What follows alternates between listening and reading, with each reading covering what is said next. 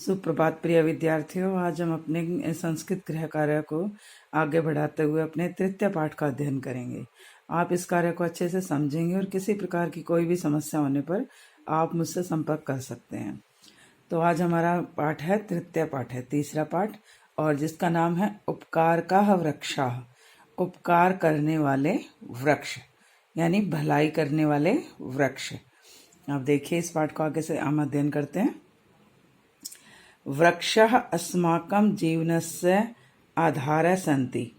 वृक्षः वृक्ष, अस्माकं हमारे, जीवनस्य जीवन के, इसमें षष्ठी विभक्ति का प्रयोग किया गया है।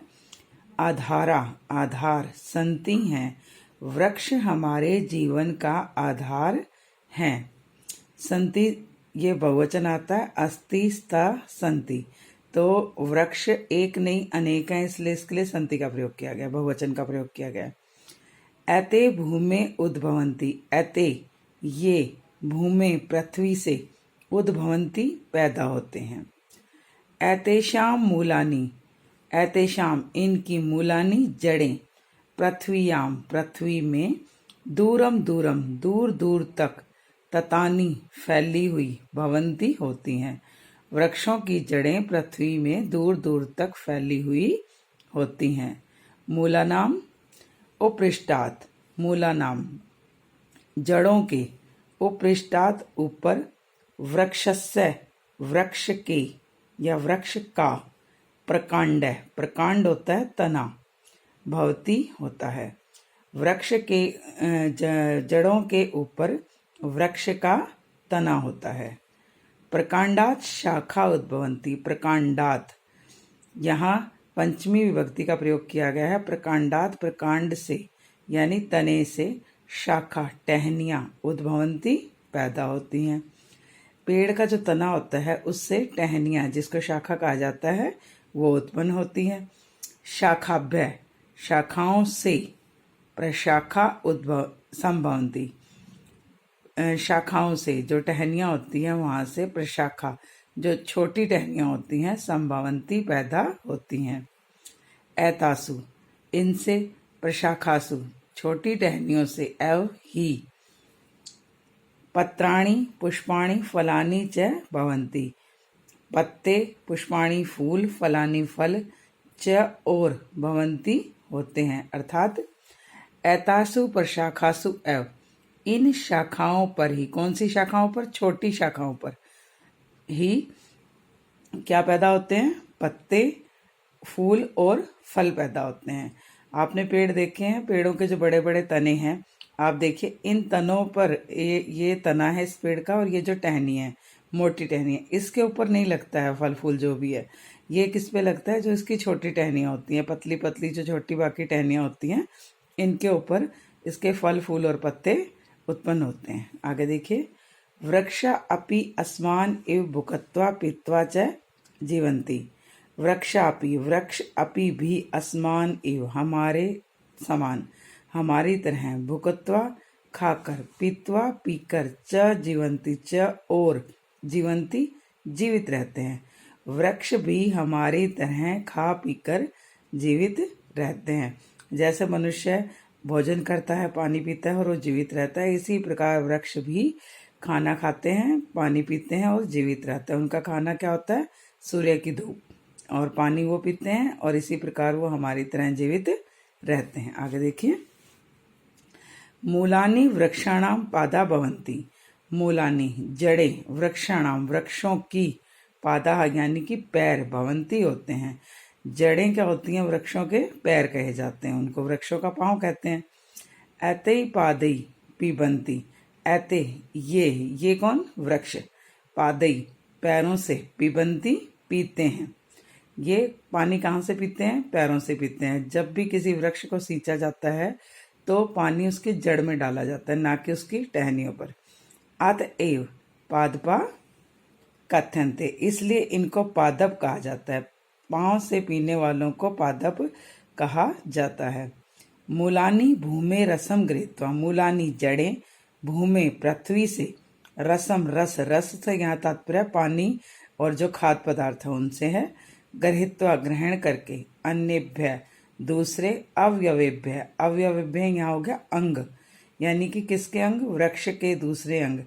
अब जड़ों में हम लोग रस डाल रहे हैं यानी कि जल डाल रहे हैं, तो वो कहाँ तक पहुंच रहा है, तनों में पहुंच रहा है, उसकी शाखाओं में, उससे उसकी प्रशाखाओं तक वो पहुंचता है। यच्छन्ति प्रदान करती हैं, अर्थात मूलानी जड़ें जो होती हैं वो रस ग्रहण करके, भाई जल खाद जो भी डाला जाता है पेड़ में उसको ग्रहण करती हैं। अन्यभ्य दूसरे अवयवेभ्य अंगों तक यच्छन्ति देती हैं। येन जिससे एते वृक्षा फलंती, ये वृक्ष क्या करते हैं, फल प्रदान करते हैं, फल देते हैं, फलते फूलते हैं। वृक्षा अपि मनुष्या इव, वृक्षा पेड़ अपि भी मनुष्या इव, मनुष्य के समान सुखानी दुखानी च अनुभवन्ति, सुख और दुख का अनुभव करते हैं। एतेषु अपि प्राणा भवन्ति, एतेषु इनमें अपि भी प्राणः जीवन, भवन्ति होता है, इनमें भी प्राण होते हैं, इनमें भी सांस होती है, इनमें भी जीवन होता है।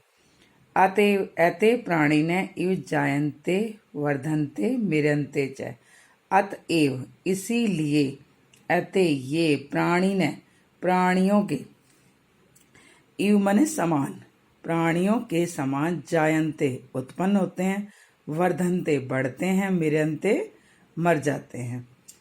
चा और यानी कि उत्पन्न होते हैं और बढ़ते हैं और मर जाते हैं।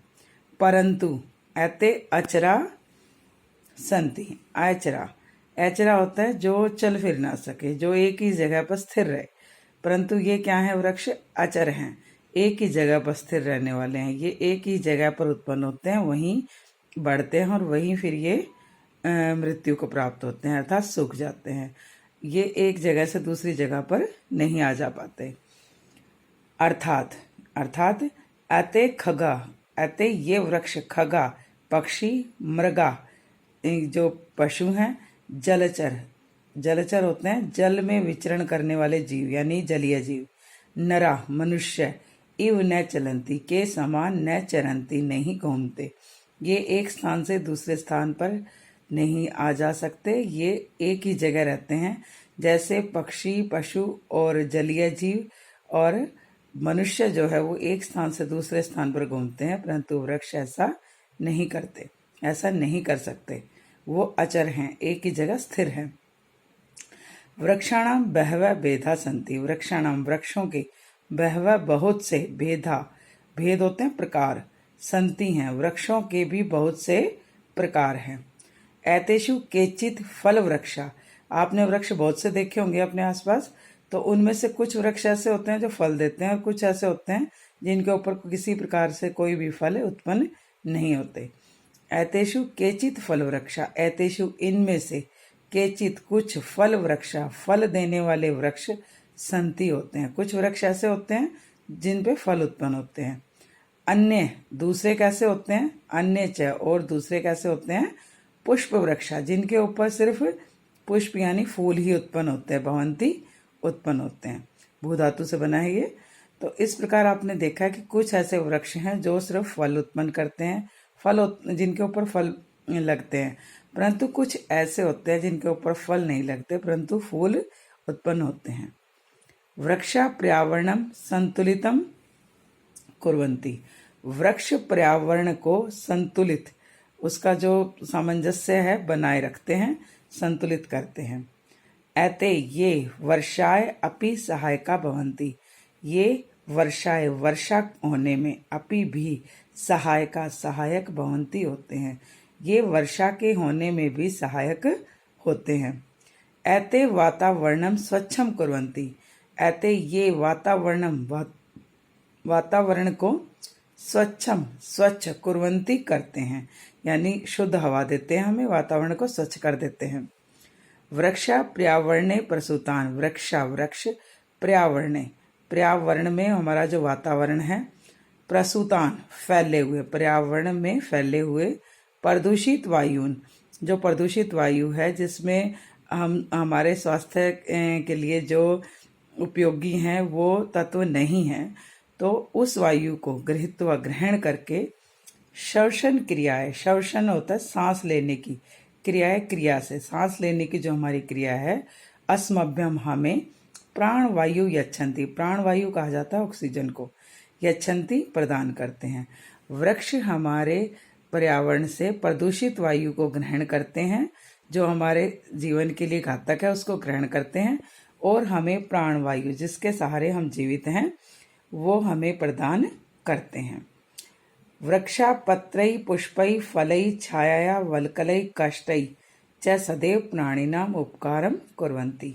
वृक्षः पेड़, पत्रई पत्तों से, पुष्पई फूलों से, फलई फलों से, छाया छाया से, वल्कलई वल्कल होता है इसकी छाल, काष्ठई लकड़ी से, च और वृक्ष पत्तों से, फूलों से, फलों से, छाया से और इसका जो छाल होता है उससे, और काष्ठ लकड़ी से, सदैव हमेशा, प्राणी नाम उपकारम कुर्वन्ति प्राणियों का भला करते हैं, उपकार यानी कि भला करते हैं।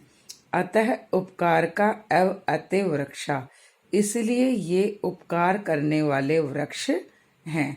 एव माने ही, ये वृक्ष कैसे हैं? उपकार करने वाले ही हैं। एते विना, एते इनके विना, बिना, अस्माकम हमारा, जीवनम जीवन, असंभवम अस्ति असंभव है, हमारा जीवन वृक्षों के बिना कैसा है? असंभव है। यानी वृक्ष नहीं होंगे तो जलवायु जो हमारी वातावरण है वो कैसा होगा? प्रदूषित होगा, और फिर हम लोग जीवित नहीं रह पाएंगे। वृक्ष हैं इसलिए हमारा जो वातावरण है वो स्वच्छ है और हमें प्राणवायु हमें मिलती है, इसलिए हम अपना जीवन अच्छे से यापन करते हैं। एतेषाम रक्षणे, एतेषाम इनकी, रक्षणे रक्षा करने, एव मने ही, इनकी रक्षा करने के लिए ही, अस्माकं जीवनस्य रक्षणम, हमारे जीवन की रक्षा है। हम अपने जीवन की रक्षा किस प्रकार कर सकते हैं? अगर हम वृक्षों की रक्षा करेंगे तो हम अपने जीवन की रक्षा करेंगे। अतएव कथ्यते, अतएव इसलिए, कथ्यते कहा गया है, रक्षणीय अतएव उपकार कह वृक्षा, रक्षणीय रक्षा करने के, ऐते ये उपकार का भलाई करने वाले, वृक्षा वृक्ष अर्थात ये उपकार करने वाले वृक्ष रक्षणीय हैं, रक्षा करने के योग्य हैं। तो बेटा आज आपका ये तृतीय पाठ है, इसका हम अध्ययन कर चुके हैं। आप इसको अच्छे से पढ़ेंगे और समझेंगे, और किसी भी प्रकार की कोई समस्या होने पर आप मेरे व्हाट्सएप नंबर पर मुझे मैसेज करके संपर्क कर सकते हैं। और आपको इस पाठ को अच्छे से समझने के लिए सारे शब्दार्थ भी अच्छे से आपको याद होने चाहिए। आपका दिन शुभ हो। धन्यवाद।